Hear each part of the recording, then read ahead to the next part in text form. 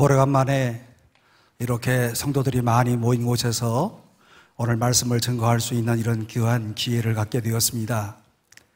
오늘 이 저녁에 특별히 불꽃 튀는 이런 황금 주말인데, 오늘 이 시간에 주님 앞에 나온 모든 주의 백성들이 하나님의 놀라운 이런 불꽃 튀는 성령의 역사를 체험하시는 그런 귀한 역사가 있기를 주의 이름으로 축복합니다. 며칠 전에 제가 TV 프로그램을 봤는데요, 한 유명한 의사 선생님 이야기가 나오더라고요. 이 의사 선생님은 93평 아파트에 살고 있는데, 집이 커서 그런지 아내와 대화를 할 때 카톡으로 대화를 하기도 한대요. 그런 집에서 안 살아봐서 그런지 몰라도 집이 얼마나 크면 이렇게 카톡으로 대화를 할까? 오늘 오신 여러분들의 집은 어느 정도 되는지요? 방에서 현관문까지 나가는데 몇 분 정도 걸리시는지요? 제가 알고 있는 한 할머니는 방에서 현관까지 나오는데 5분 정도 걸리신답니다. 야, 서울에 이렇게 대골 같은 집이 있나? 네, 있습니다. 우리 옥수동에 있습니다. 이 할머니의 집은 10여 평 되는 아주 작은 임대 아파트이신데, 그 할머니는 이제 다리가 몹시 불편해서 걷지를 못하시고, 그래서 배로 기어다니시면서 매일 아침마다 저희가 우유를 배달해 드리면 방에서 현관까지 5분 동안 배로 기어 나오셔서 우유를 가져가신답니다. 한 번은 제가 너무 안쓰러워서 이 할머니에게 다음과 같은 그런 질문을 던졌어요. 할머니, 아니 우유를 배달한답시고 괜히 고생시켜드리는 거 아닌지는 모르겠어요. 그러니까 할머니가 손을 내저으시면서 이렇게 대답을 하시는 겁니다. 그런 소리 말어. 아침마다 무난 인사를 받는 것 같아서 내가 여간 행복한 것이 아니거든. 이렇게 말씀을 하시면서 이 할머니는 그 마음 가운데, 그 얼굴 가운데 진정성이 보이셨습니다. 요즘에 오늘 소화가 잘 되는 우유 180ml 우유 한 팩이 소매 가격으로 1,450원, 값으로 따지면 얼마 되지 않는 그런 우유지만, 그 할머니는 힘들게 5분 동안 기어서라도 받아 드시는 아침 무난 인사가 곧 우유였습니다. 저는 조금 전에 소개하신 바와 같이 서울 성동구 금호동에 있는 옥수중앙교회 담임 목사를 맡고 있고, 사단법인 어르신의 한부를 묻는 우유 배달의 이사장으로서 오늘 봉직을 하고 있습니다.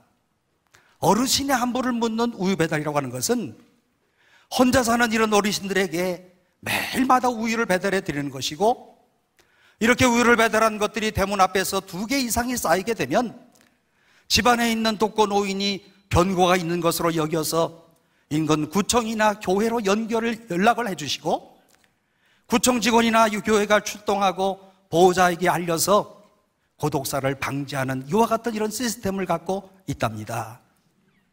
이 일이 2003년부터 시작을 했으니 올해가 2023년 꼭 만 20년을 꾸준하게 했답니다.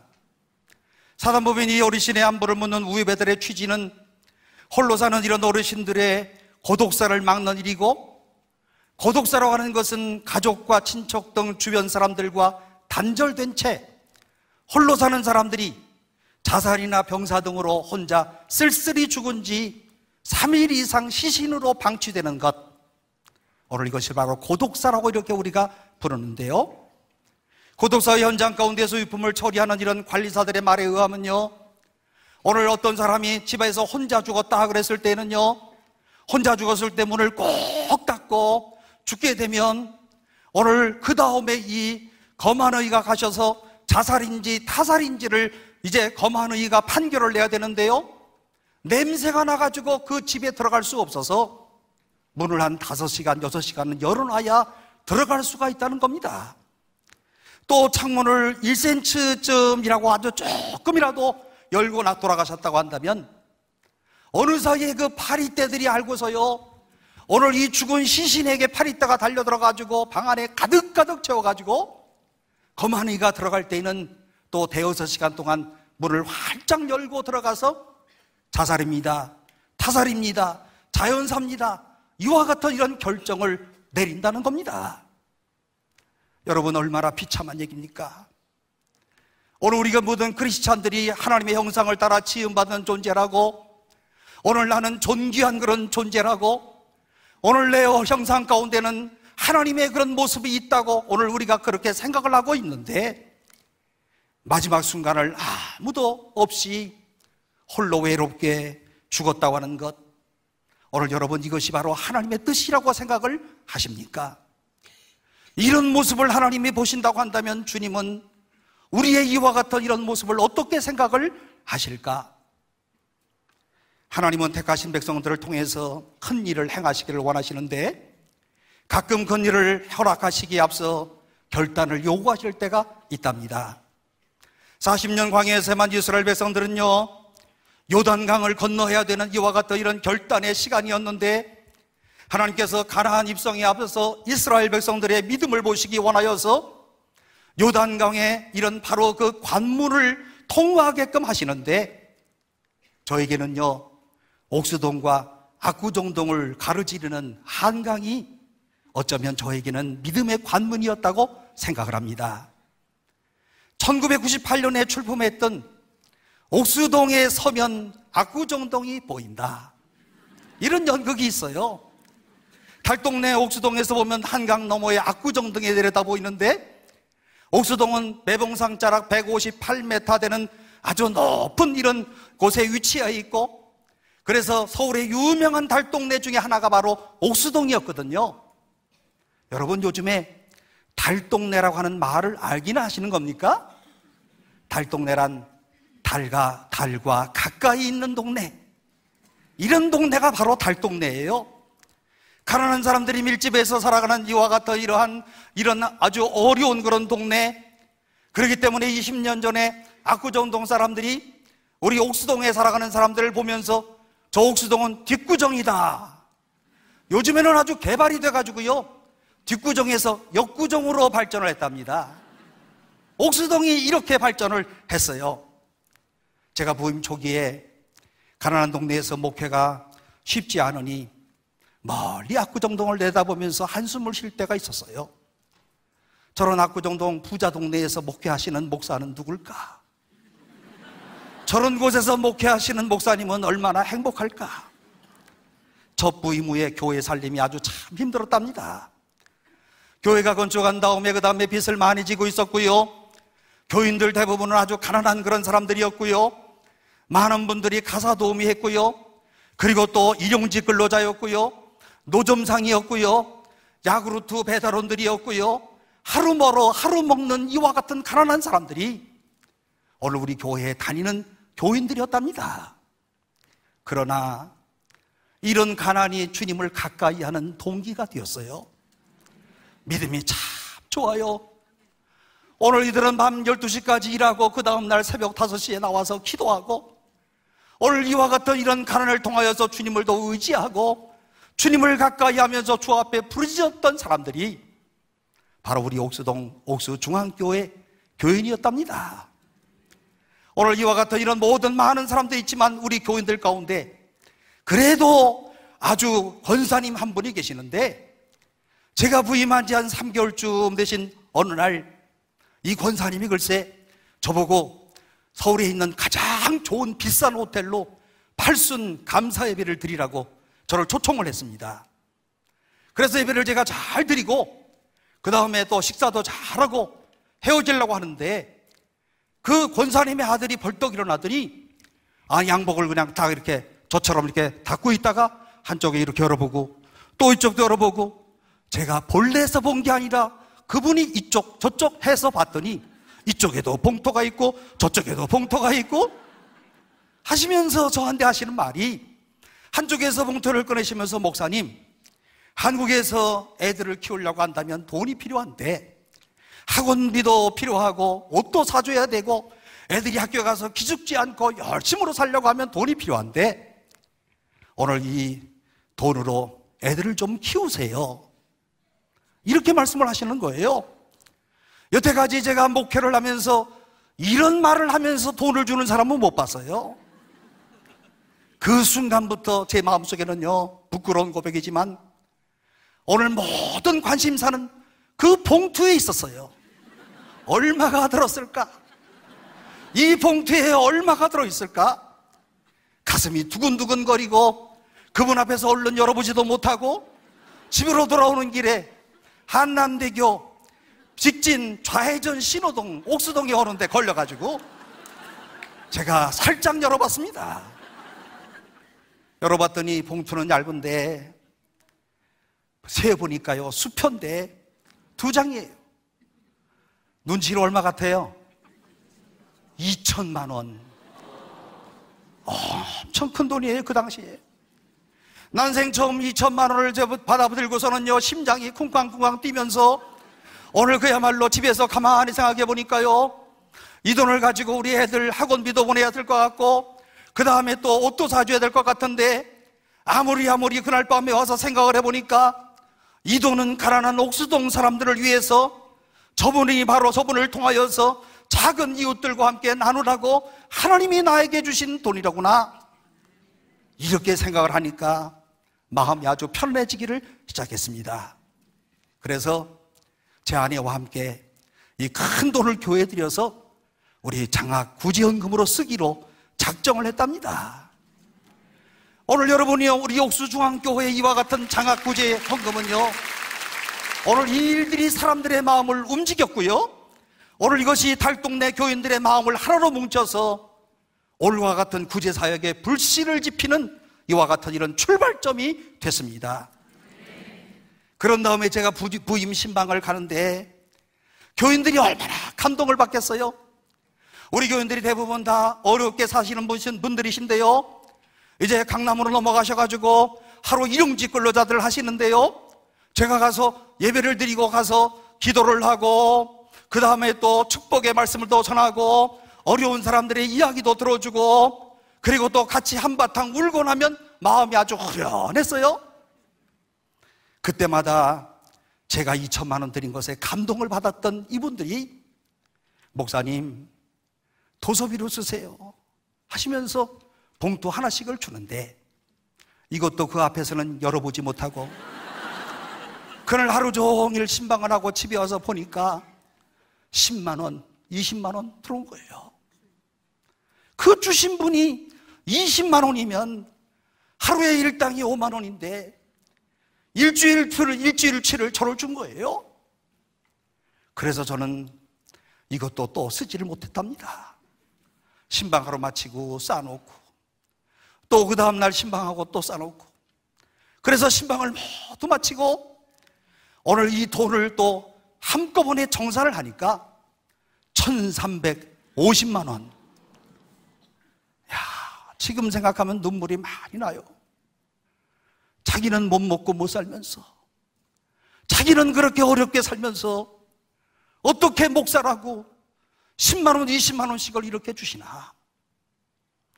이렇게 해서 2천만 원 플러스 1,350만 원 해가지고 3,350만 원이 구제사역의 종잣돈이 되었답니다. 그때부터는 이제 나눔과 돌봄 사역을 시작하는데요, 가난한 달동네에서 밥을 굶는 사람들에게는 쌀도 사주고 등록금이 없는 이런 학생들에게는 또 등록금을 대주고 우리 옥수중앙교회가 그동안에 대학생들에게 등록금을 대준 사람만 500명이 넘어.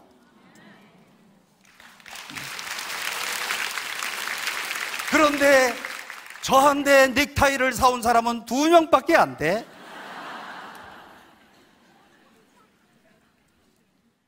저는 사도행전 4장 35절 말씀, 사도들의 발 앞에 두매 그들이 각 사람의 필요를 따라 나누어 줌이라.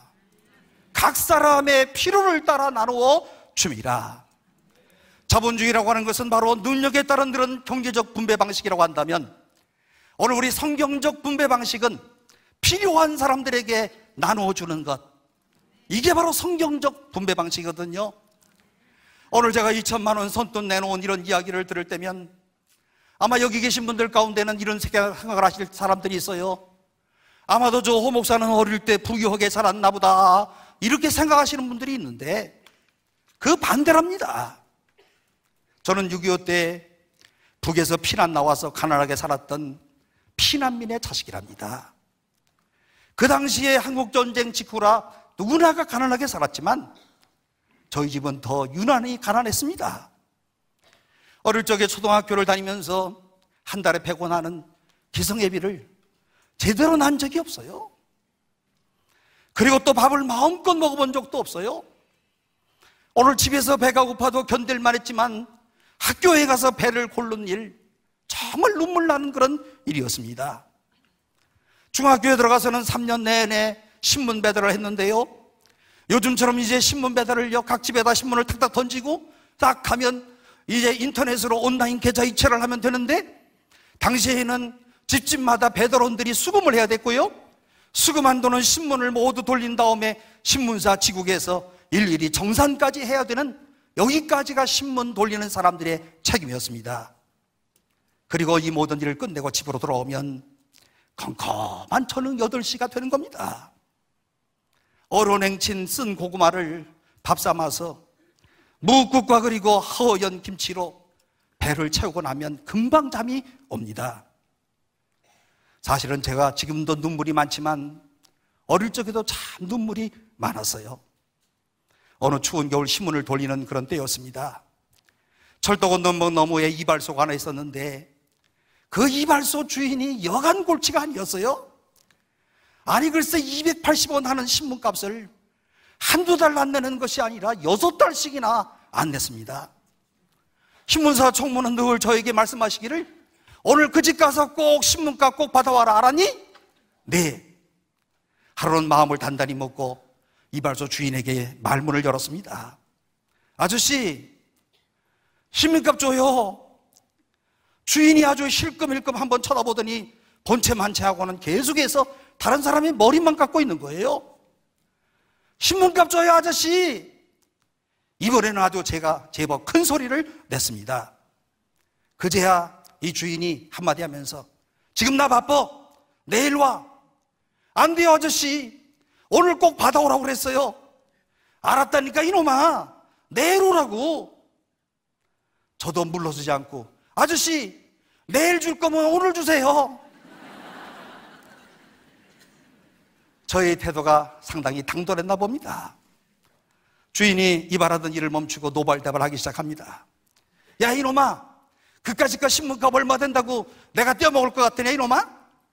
쬐끄만 놈이 눈만 빵꾸래가지고서는 가래도 말도 안 듣고 욕을 섞어가면서 소리를 지릅니다.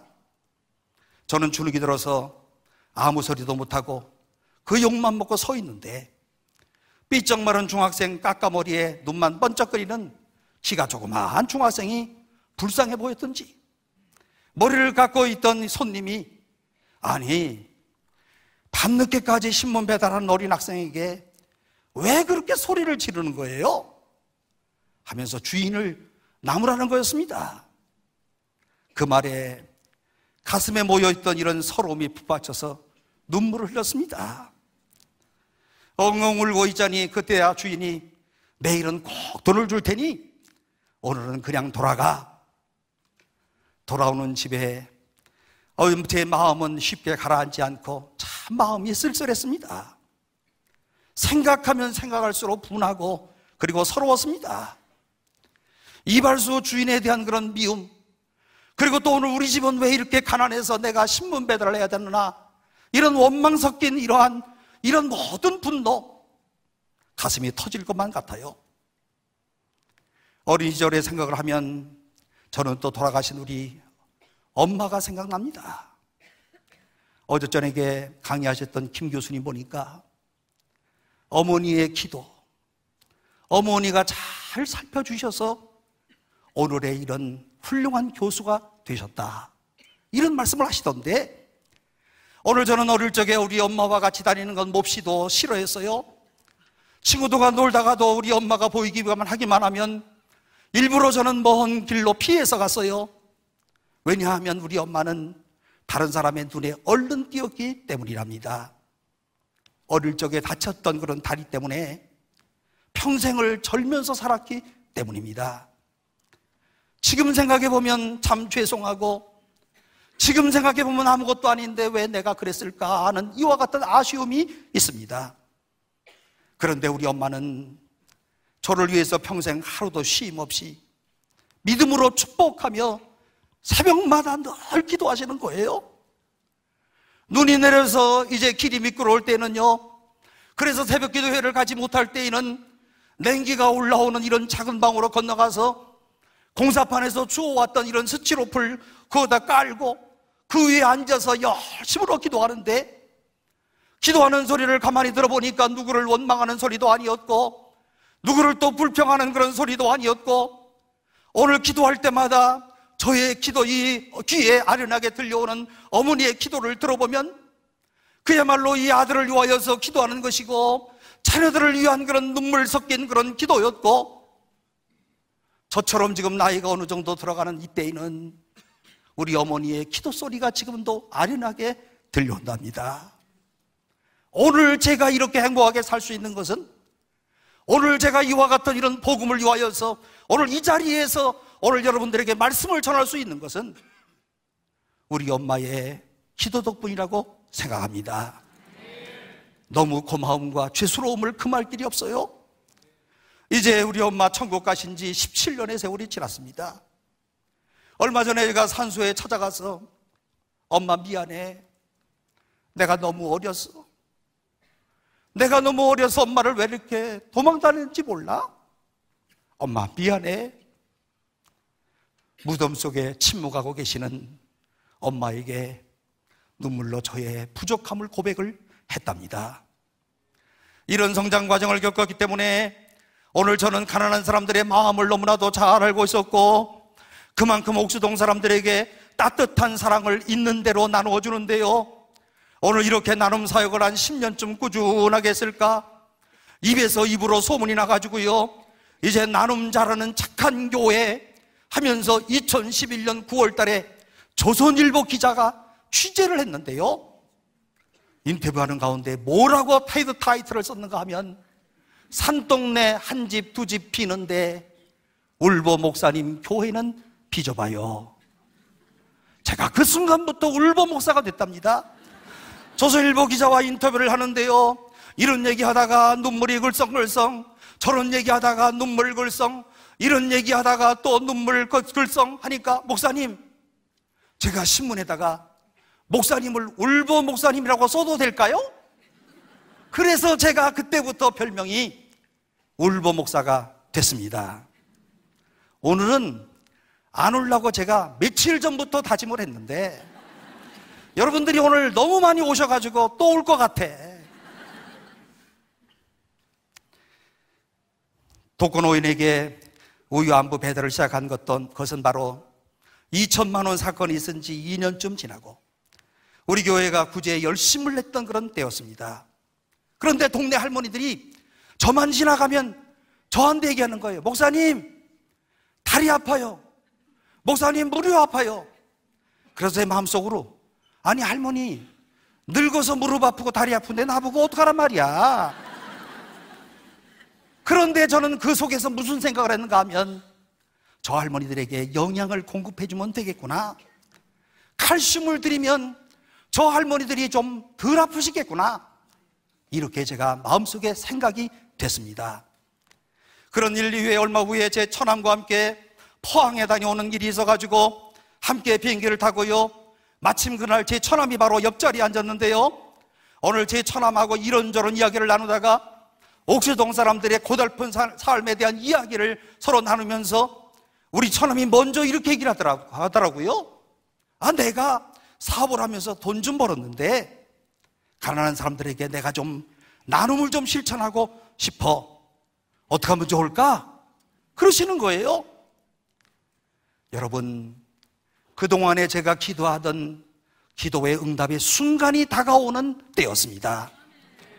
저는 골다공증으로 고생하는 이런 사람들을 위해서 우유를 좀 배달했으면 좋겠다 생각을 했는데, 사실은요, 돈이 없어서 우유 배달을 하지 못하였고, 교회 옆에 우유 지점이 있었는데요, 당시 우유 180ml짜리가 700원이었고, 그리고 한 달에는 또 21,000원이고, 또 백가족이면 또 210만 원이고, 이런 모든 사실들을 제가 철저하게 계산을 해서 준비를 해놓았었는데, 그때 제가 저희 처남에게 이렇게 얘기를 했어요.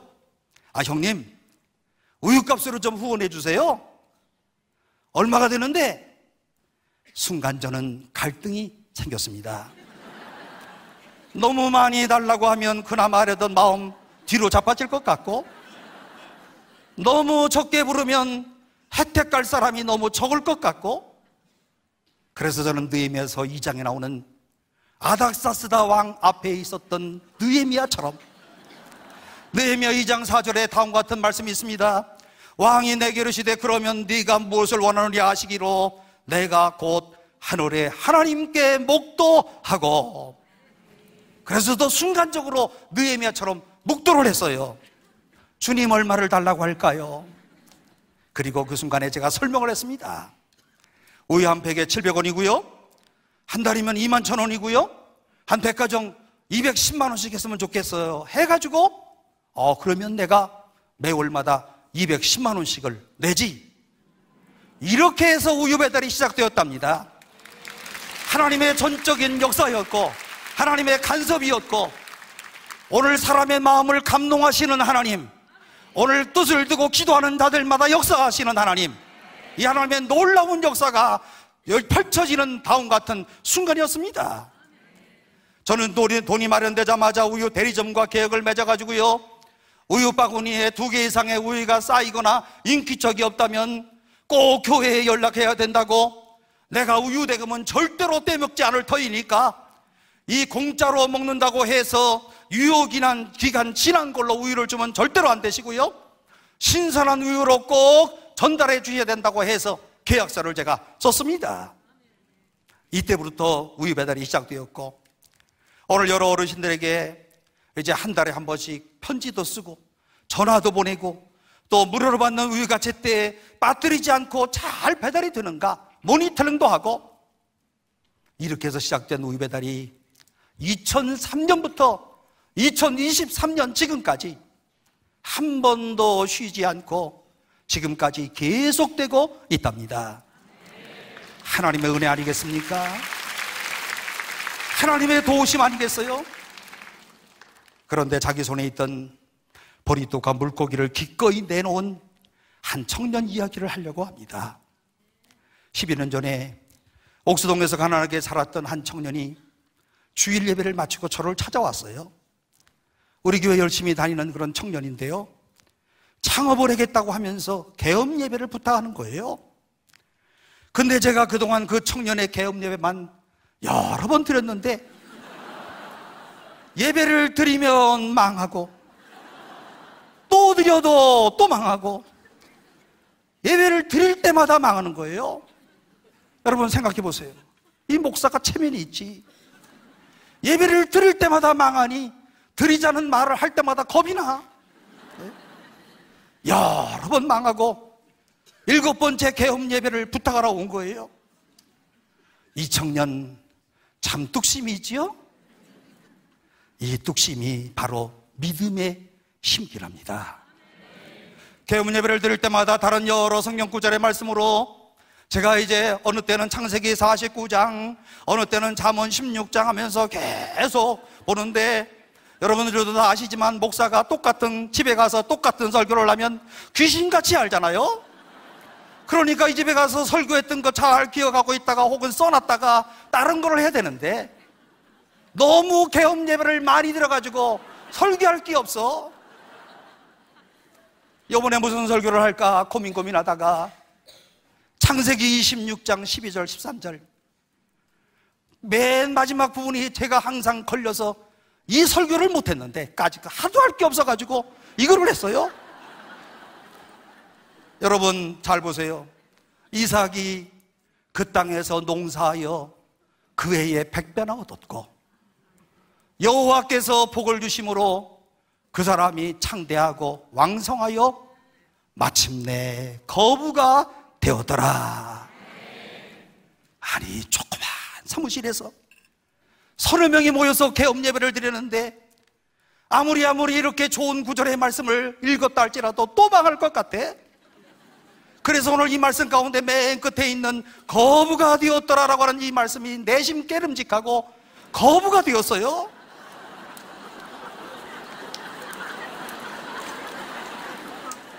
또 망할 텐데 무슨 거부야?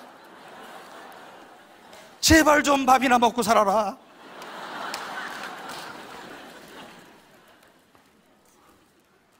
이 청년네 집은 얼마나 가난한지 단칸방 하나에 6 식구가 살아요. 오늘 이 자리에 그 아버지 어머니 오셨어.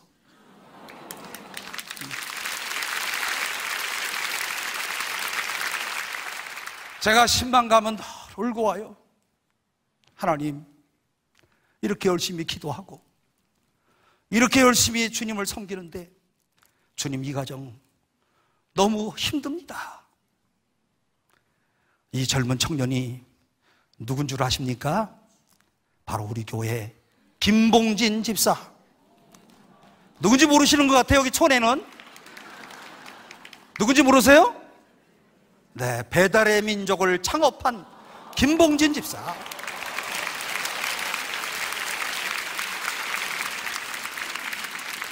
약속의 말씀대로 이루어졌습니다. 기도한 대로 응답되었습니다. 2000년, 10년 후에 진짜 거부가 됐습니다. 제 기도빨이 대단하지요?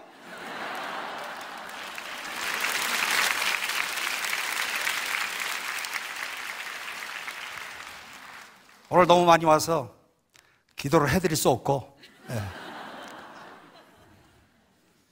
그런데 이 김 집사가 우유배달 초기 때부터 저에게 늘 이런 얘기를 하는 거예요. 목사님, 제가 사업이 잘 돼서 이제 좀 더 돈을 좀 벌면 우유배달은 제가 책임지겠습니다. 우유배달 하는 건 너무 좋아요. 늘 따라다니면서 이런 소리 하는 거예요. 그래서 그럴 때마다 제 마음속에서는 밥이나 먹고 살아라. 밥이나 먹고 살아야지. 이 청년은요, 늘 저한테 배달이 너무 좋다고, 우유배달 너무 좋아요, 우유배달 너무 좋아요. 배달의 민족에 또 창업을 해가지고 또 이 회사를 차려놨는데, 거기 딱 대문에 쫙 들어가면요, 다음 중 우리 회사가 오늘 우유를 배달하는, 우리 회사를 통하여 우리 회사가 지원하는 교회는 어느 교회입니까? 1. 세문안교회, 2. 충영교회, 3. 사랑의 교회, 4. 옥수중앙교회, 4번 들어가는 사람들마다 우유배달 옥수중앙교회, 들어가는 사람들마다 우유배달 옥수중앙교회. 여러분, 이렇게 좋은 교육이 어디 있어요? 그리고 그는 매일마다 만날 때마다 배달 하다가 배달의 민족으로 진 거예요.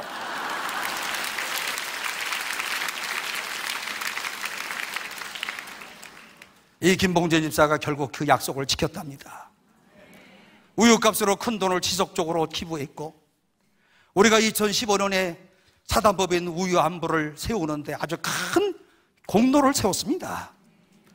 작은 물결이 모여서 큰 강을 이루는데요, 우유배달 가운데는요, 기업 후원자들이 20여 곳이나 있고요, 배달의 민족과 인연을 해가지고요, 큰 기업들 그리고 스타트 기업들이 오늘 우리 재단을 후원하기를 잘하는데, 달동네 조그마한 교회에서, 그리고 아주 조그맣게 시작했던 우유배달이 믿지 않는 사람들의 마음을 감동을 하고, 믿지 않는 사람들의 지갑을 열어서 이들로 후원하게 만드시는 이는 도대체 누구일까? 그 이후에 매일 유업이요 우리에게 후원하고요, 60개 치킨이 후원하고요, 제이준 성형외과가 후원하고요, 여러분 골드만삭스가 우리를 후원하고요, 조스 떡볶이가 우리를 후원하고요, 이노레드가 후원하고요, 당구마이 설민석이 후원하고요. 설민석 아시는 거예요? 그 다음에 아이유가 후원하고요, 폴킴이 후원하고요, 산정현교회가 후원하고요, 평창동 지구촌교회가 후원하고요, 부전교회가 후원하고요, 새로남교회가 후원하고요. 얼마나 많은 회사들과 교회들이 우리를 후원해 주는지. 특별히 매일 유업은요, 소화가 잘 되는 우유, 이걸 만들어 가지고 매출의 1%를 우리 사단법인의 우유값으로 기부를 하고 있답니다. 수익이 아니고 매출. 1년 소화가 잘 되는 우유의 총 매출 800억. 우리한테 얼마 주게요? 8억. 오늘 이 자리를 빌려서 넌 크리스찬이신 우리 김선희 부회장님께 감사드립니다.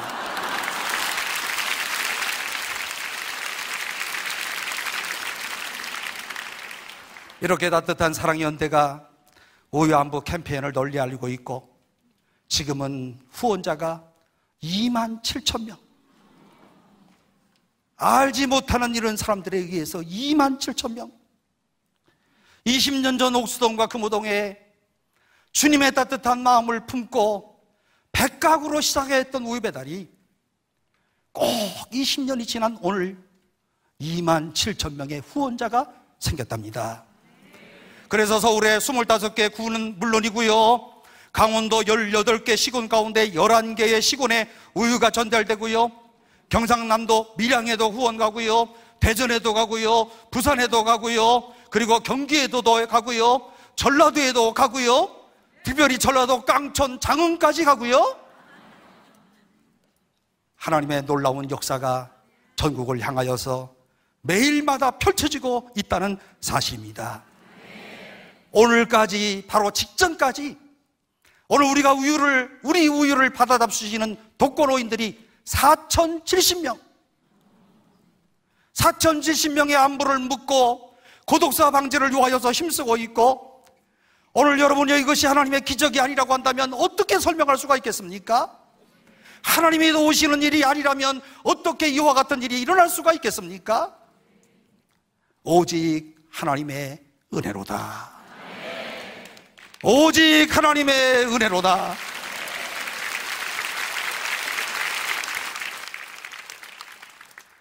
우리 사단법인은 단 한 명만 재택근무를 하면서 최소의 월급을 받고요, 그 외에는 매일유업 직원들이 와서 무료 봉사로, 배달의 민족 직원들이 자원해서 돕고 있어요. 그런데 제일 중요한 게 뭔지 아십니까? 저와 제 아내의 봉급은 빵원이랍니다. 공짜로. 굉장히 중요해요. 네. 이것 때문에 후원자들이 많이 생기는 거예요. 이것 때문에 사회에서 오늘 우리와 같은 이런 일들을 하는 사람들을 격려해주고 있는 거예요. 사단법인의 행정비는요, 대부분의 NGO들이 20, 30%씩에 다 행정비를 쓰고 있는데 우리는 1%도 안 돼. 그리고 모은 모든 후원금은 목적 사업비, 다시 말하면 우유값으로 주는 건데요, 왜 그런 줄 아십니까? 저는 지금까지 사역을 하면서요, 기도의 성자여 그리고 고아의 아버지였던 조지 뮬러의 모토처럼 오늘 이 사람의 자서전을 읽으면서 그 자서전 가운데 무슨 말이 있는가 하면, 나는 절대로 사람들에게 돈을 달라고 구걸하지 않는다. 하나님께서 주시는 것만큼만 한다. 저도 그래서 하나님께서 주시는 것만큼만 하는 거예요. 우리 교회 장로님들한테 우유값 내세요, 권사님들한테 10,000원씩 내세요, 이렇게 말을 했던 적이 없어요. 하나님이 주시는 것만큼만 한다. 그리고 100%다 독거노인들을 위하여 우유값으로 사용한다. 우리 교회는 우유 배달 말고도 쌀 나누기, 떡국도 뽑아주기, 대학생 장학금 주기, 불신장애인 생활필수품 나눠주기, 여러 구제 사역을 하는데, 한 가지 꼭 추가해서 말씀드리고 싶은 것은, 우유를 받으시는 어르신들은 물론이고 어렵고 소외된 이들, 특별히 가난한 이들을 향한 관심과 행동에는 겸손함이 꼭 따라야 된다고 저는 생각합니다. 어릴 적에 겨울이면 저희 집 저녁밥은 냉친 고구마였었는데요, 한참 성장하는 이런 중학교 학생 시절 때, 아니 글쎄 저녁을 고구마로 먹는다면 이게 말이나 되는 겁니까? 배가 고파져요. 그리고 이렇게 배고프게 되면요, 아주 귀가 맑아지고요, 그 다음에 또 냄새가 맑아져. 그지요? 그래서 밤에 12시쯤 돼서 우리 형이 건빵이라도 사오면 얼른 일어나. 새벽에 또 밤 냄새가 나면 또 얼른 일어나. 그런데 너무 일찍 일어나면 또 우리 어머니가 빨리 자라고 그래. 아버지 밥 못 먹는다고. 그런 시절을 겪었던 제가 아니었습니까? 제가 먹을 것에 민감했던 것처럼 가난한 사람들은 이런 가난에 민감하답니다. 잔뜩 부은 종기에 옷깃만 쓰셔도 아프듯이 가난한 사람들의 마음은요, 말 한마디에 행동 하나에 상처받기가 쉬운데요, 그러므로 오늘 우리가 가난한 사람들을 대할 때마다 이 점을 꼭 유의해야 될 것이고, 오늘 그들이 우리가 우유를 준다고 해서 오늘 이들에게 어떤 마음을 가지고 우유를 줘야 될 것이냐, 오늘 이들이 우유를 하나 받아먹는다고 해서 우리가 무시해서도 안 될 것이고요, 우리가 또 불쌍한 마음을 가지고 주는 것도 아니고, 이분들이 우리나라의 경제발전에 과거의 산업화가 이루어지는 그 순간에 고생을 하고 오늘날 우리나라를 이마만큼 이끌어 놓았던 그런 분들이시거든요. 그러므로 이분들에게 우유 하나를 줄 때마다 불쌍한 마음이 아니라 감사한 마음으로 이 나라의 경제발전의 기초를 만들었습니다. 오늘 우리가 이렇게 잘 사는 것은 당신들 때문입니다. 이렇게 겸손한 마음으로 드려야 된다는 말입니다. 성심을 다해서 가난하고 소외된 이웃들을 도우면서 보람 있는 일도 많았는데요, 오늘 저희 우유 사업에 매월 큰 돈을 기부하는 60개 치킨 사장님이 계셔. 이 사장님은 기독교인이 아니에요. 불교 신자예요. 우유 후원 사역에 매월마다 700만 원씩 내. 지금 한 번, 두 번 하고 마친 게 아니라 매월마다 10년 동안 계속 하셨어. 그래서 제가 그 사장님에게, 사장님, 아니 절에 다니시는 분이 뭐 교회에다 이렇게 돈까지 내셔요? 이렇게 농담을 건넸더니, 아니 목사님, 좋은 일 하는데 뭐 종교니 뭐니 다른 게 무슨 상관이에요? 예수님의 마음으로 구제했더니 종교의 벽까지 뛰어넘는 놀라운 역사가 있었답니다. 오늘 여러분요, 기도를 마치고 출출하실 텐데 오늘 집에 가셔서 60개 치킨 하나씩 사드시길 바랍니다.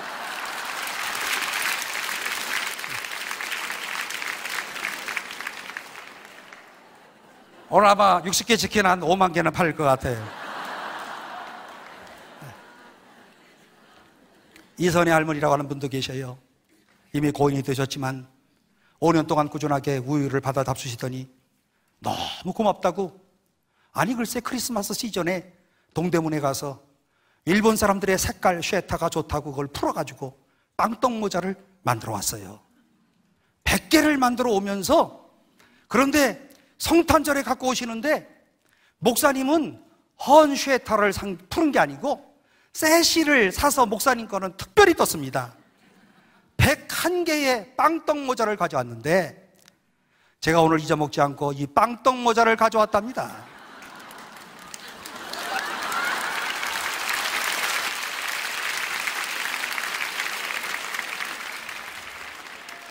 (10년) 전에 이선의 할머니가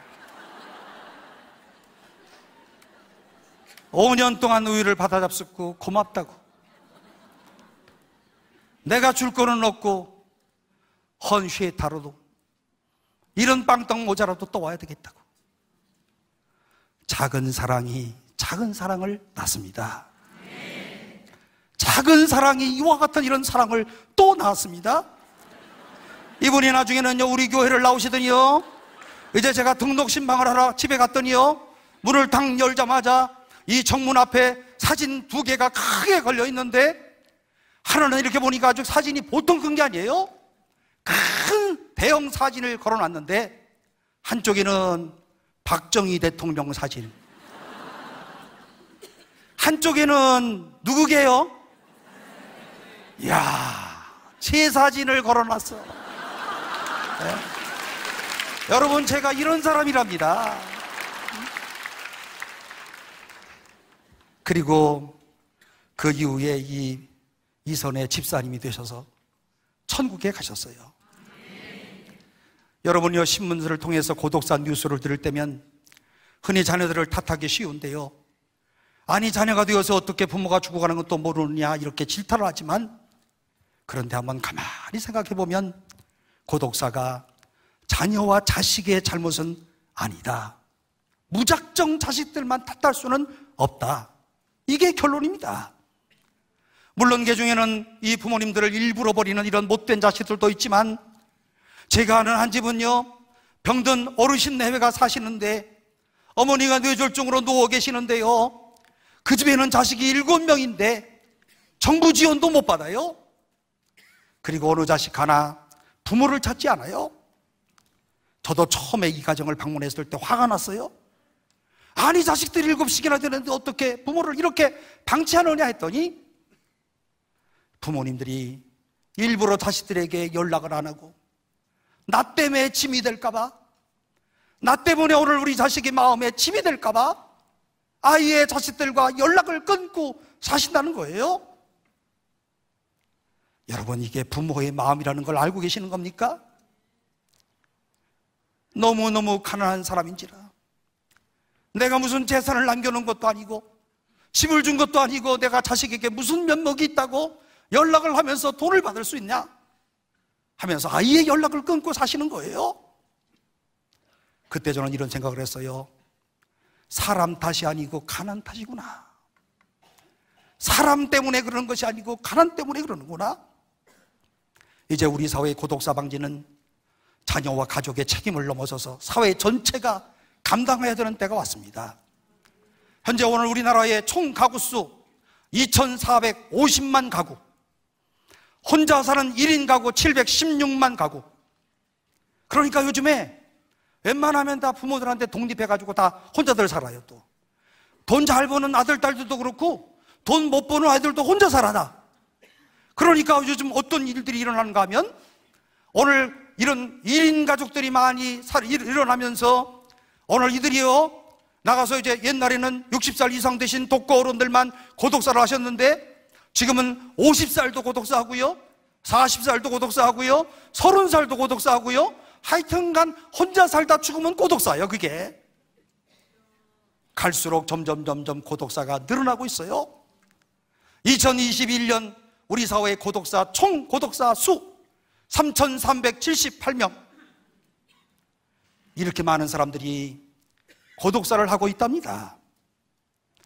여러분, 우리가 지금 매일 아침마다 4,070명의 사람들에게 우유를 전해주고 있지만은 사실 자연사 하는 그런 경우는 한 달에 한 100건쯤 됩니다.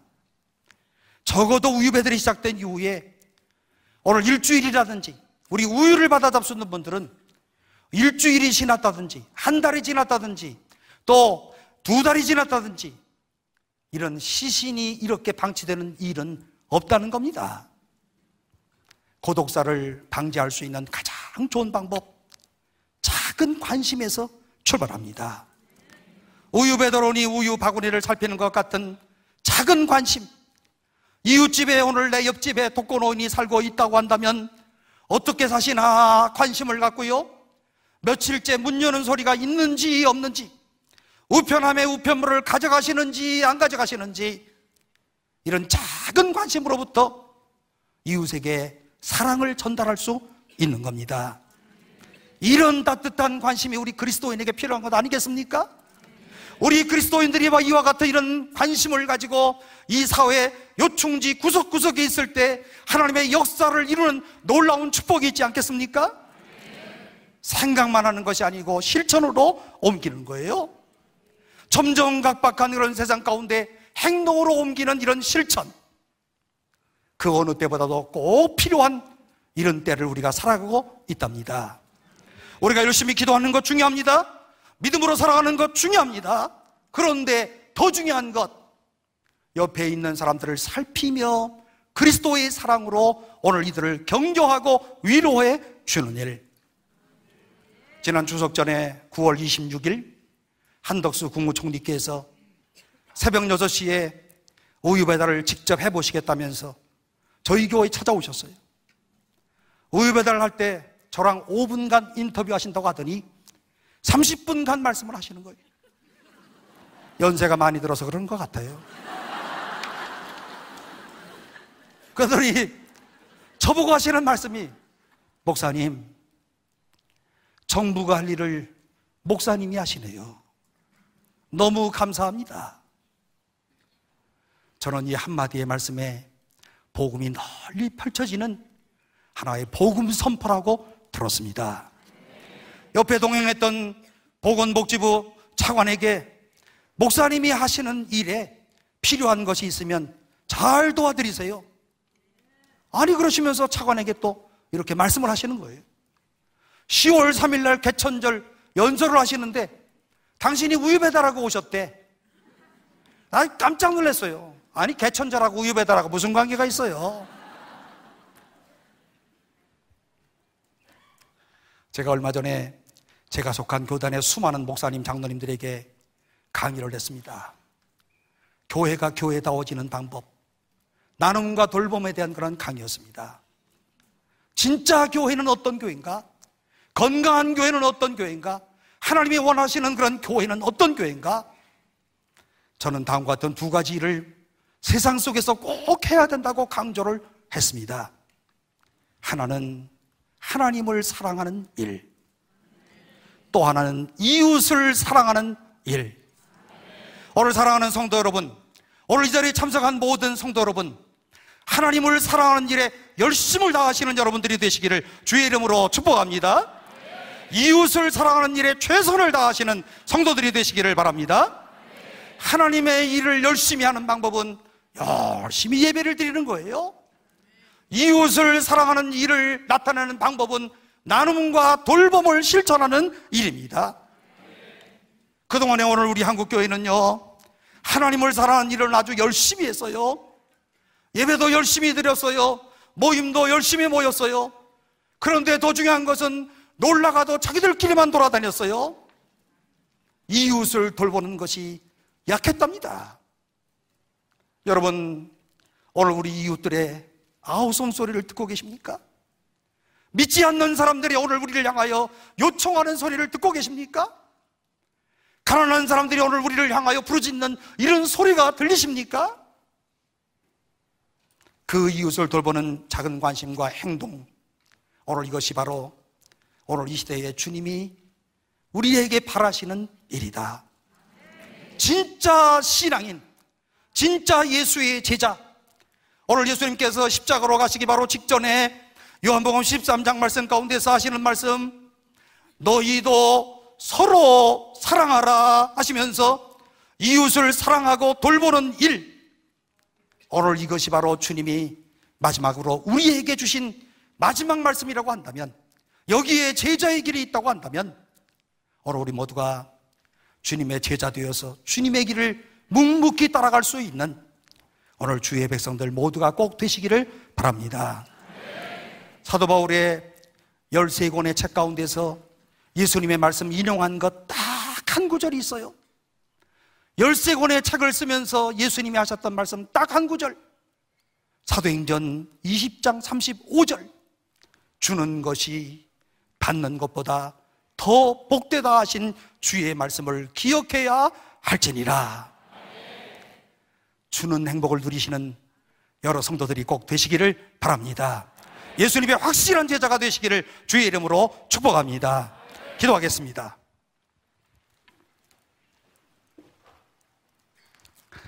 사랑이 많으신 하나님 아버지, 은혜를 진심으로 감사합니다. 오늘 각박해지는 이런 세상 속에서 이 시간에도 오늘 우리들에게 이와 같은 귀한 믿음을 허락하여 주시고 주님을 향하여 사모하는 마음을 주신 것을 진심으로 감사합니다.